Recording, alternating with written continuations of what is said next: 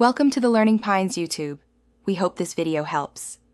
In this video, I will explain how to make lobster in Infinite Craft. First, you'll need to combine water and fire to create steam. Then, mix steam with earth to form mud. These initial steps are crucial for building a solid foundation for more advanced recipes. We'll then use mud to create a plant, which is another essential building block. This process demonstrates the game's core mechanics of combining simple elements to achieve new ones. Now that you have plant, let's move towards creating fish. Combine your plant element with mud to form a swamp. This new element is key for our next step. Next, take the swamp and combine it with another plant to generate a Venus flytrap. This might seem like an unusual path, but it's how Infinite Craft works. Finally, mix the Venus flytrap with water to successfully create the fish element, bringing us closer to our goal.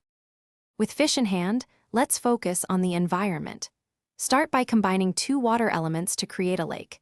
Then, take that lake and combine it with another water element to form the vast ocean.